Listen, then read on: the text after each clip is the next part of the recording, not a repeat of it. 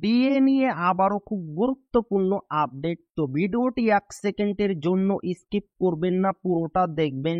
আর আপনি যদি আমাদের চ্যানেলের নতুন দর্শক হয়ে থাকেন এবং চ্যানেলকে সাবস্ক্রাইব না করে থাকেন, তো অবশ্যই চ্যানেলকে সাবস্ক্রাইব করবেন এবং আমাদের পাশে থাকবেন। তো ভিডিওটি শুরু করা যাক। ফের পিছলো ডিএ মামলার শুনানি। সুপ্রিম কোর্টে আজও প্রতীক্ষায় রাজ্য সরকারি কর্মীরা। সুপ্রিম কোর্টে ডিএ মামলার শুনানি আবারও পিছিয়ে গেল। মঙ্গলবার 22 এপ্রিল মামলাটি ছিল শীর্ষ আদালতের 5 নম্বর কোর্টে 51 নম্বরে তালিকাভুক্ত, কিন্তু প্রতীক্ষিত সেই শুনানি এদিনও হয়নি।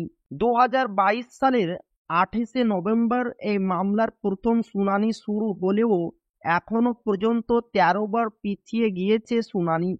কর্মীদের দীর্ঘ প্রতীক্ষার অবসান ঘটছে না। শেষবার 25 মার্চ শুনানি স্থগিত হয়েছিল। তার আগে 7 জানুয়ারিতেও সময়ভাবে শুনানি হয়নি। ডিএ অর্থাৎ মহার্ঘ ভাতা কেন্দ্রীয় হারে দেওয়ার দাবিতে বহুদিন ধরে আন্দোলনে সরব রাজ্য সরকারি কর্মীরা।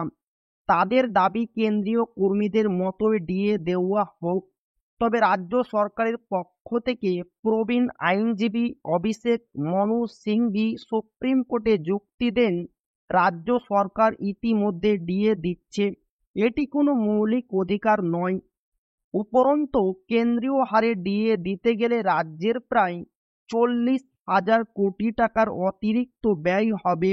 রাজ্য সরকার ইতিমধ্যে ধাপে ধাপে ডিএ বৃদ্ধি করেছে। এবারের বাজেটে আরও 4% ডিএ বৃদ্ধির ঘোষণা করেছেন মমতা বন্দ্যোপাধ্যায়ের সরকার, যার ফলে বর্তমানে রাজ্য কর্মীদের ডিএ দাঁড়িয়েছে 18%। তবুও কর্মীরা বলছেন কেন্দ্রীয় হারের তুলনায় এখনও বড় ব্যবধান রয়েছে, যা মিটিয়ে দেওয়া উচিত। এই মামলা নিয়ে রাজ্য সরকারি কর্মীদের মধ্যে ক্ষোভ ও হতাশা দিন দিন বাড়ছে। এখন দেখার সুপ্রিম কোর্টের পরবর্তী শুনানিতে আদৌ কোনো রায় আসে কি না।